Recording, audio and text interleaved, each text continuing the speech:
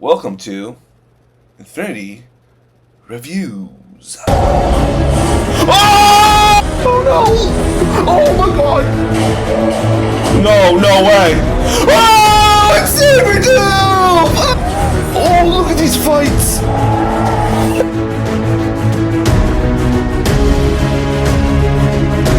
Alrighty guys, welcome back to another movie review, and today, well, most likely tonight, I got the chance to go see Thunderbolts, asterisk, and the asterisk is going to be very important. We're going to talk a little bit about that asterisk in this video. Now, this will be a non-spoiler review.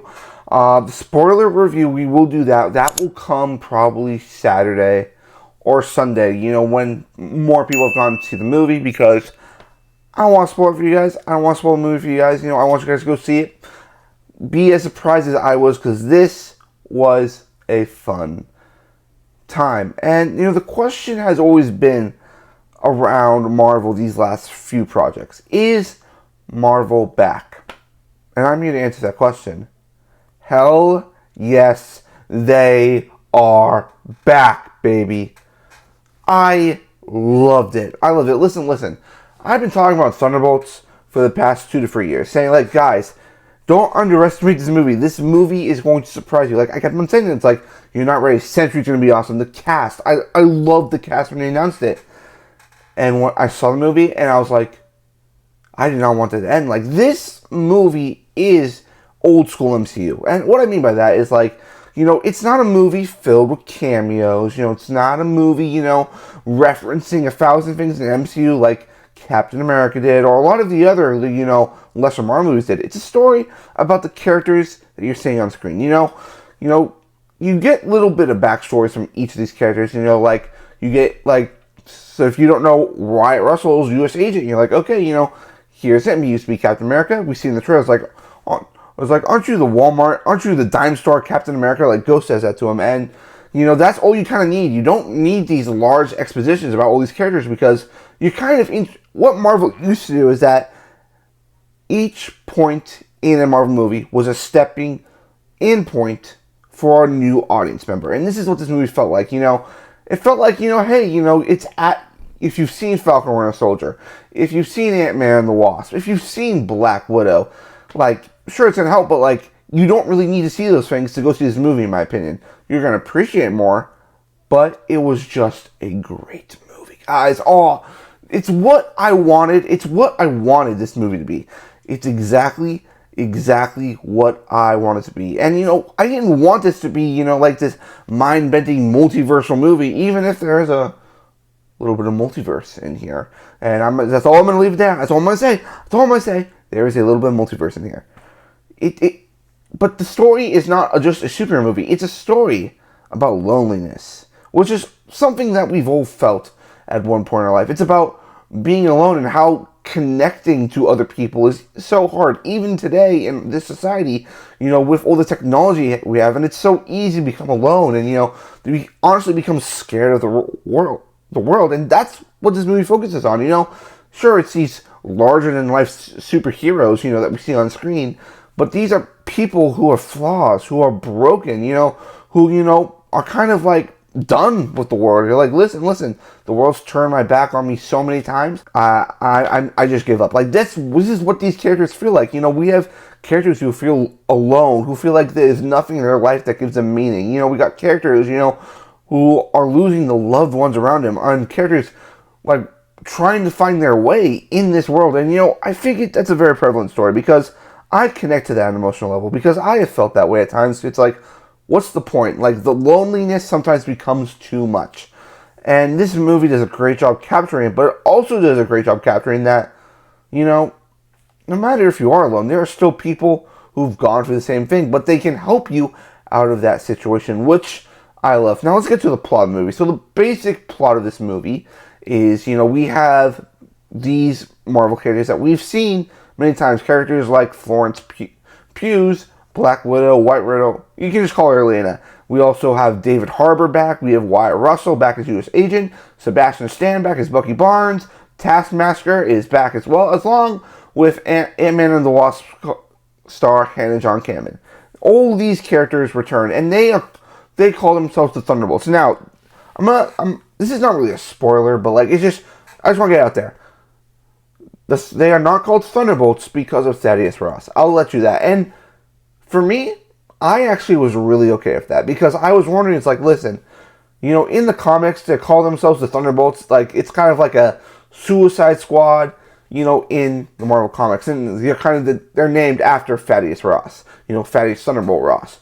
And I love that they didn't go that route because not a lot of these characters have connections to Thaddeus Ross. You would have to have a Hulk character or Captain America character in here. And I love that it's like, it's a thing from like one of the characters' childhoods. It's like, okay, we call ourselves the Thunderbolts. And, of course, there's the asterisks, which I'm not going to be talking about this video because that gets into spoiler territory.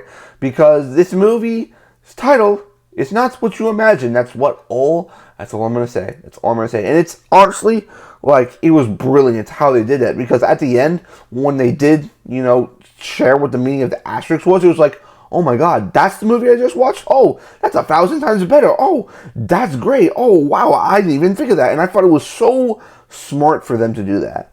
And like I said before, this movie is about loneliness. About, how lonely you can feel in the world. And that's where we get into Lewis Pullman's Robert Reynolds, a.k.a. Bob.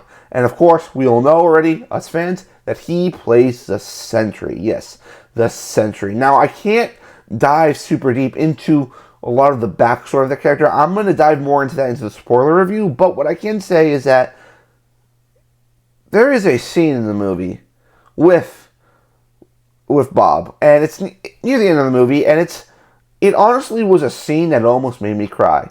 And let's just say a hug is involved.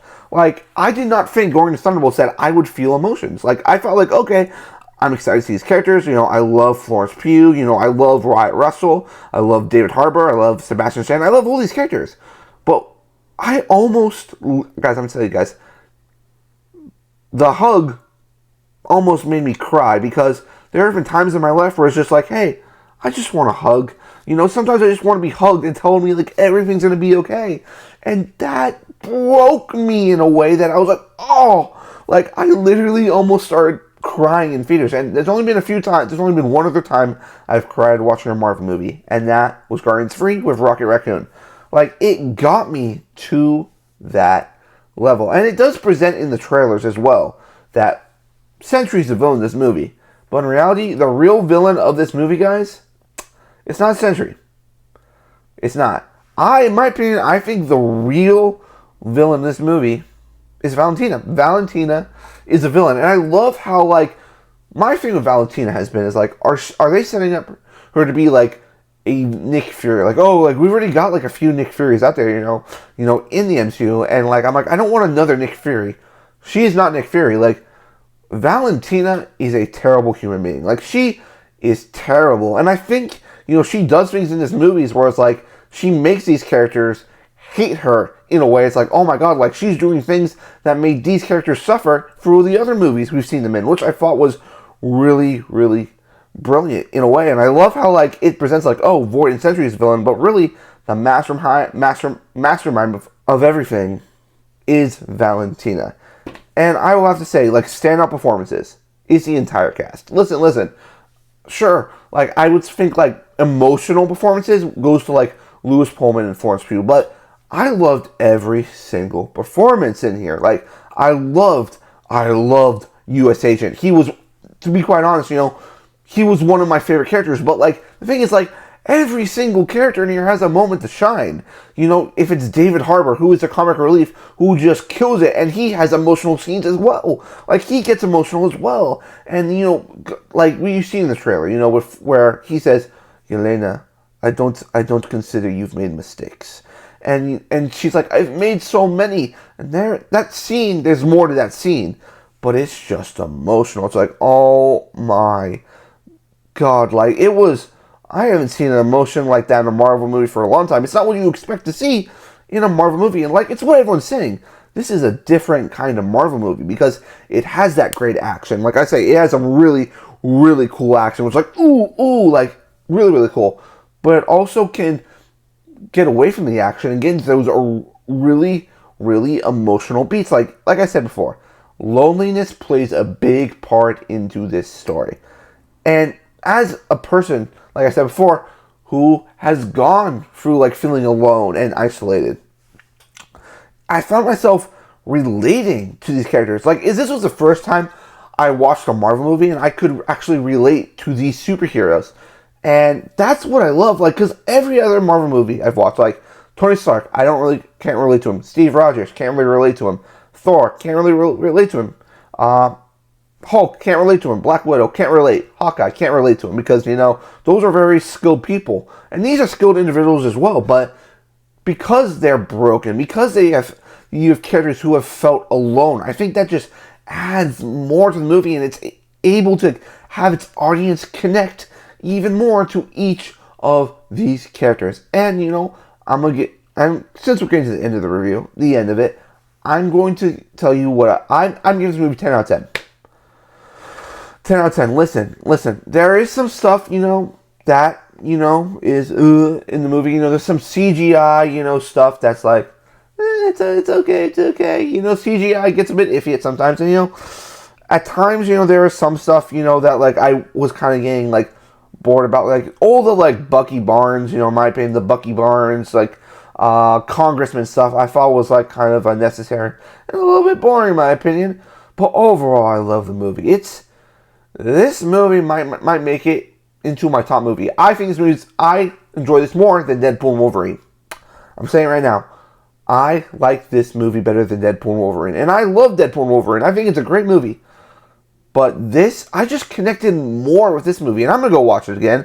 And then I'm going to do the spoiler review because I want to see it again to see if I can catch any more stuff when I go watch it again. So I get a clear idea how I really, really feel about the movie. Because the first time you go watch a movie, it's like, okay, you feel this at certain moments. And then you go watch it again, it's like, okay, I feel this there. That, and I kind of changed my mind about that. But guys, go check out Thunderbolts this weekend. It is a fun time at the movie theater. Like, comment, subscribe, do all that. And I'll see you guys on the next one. Peace.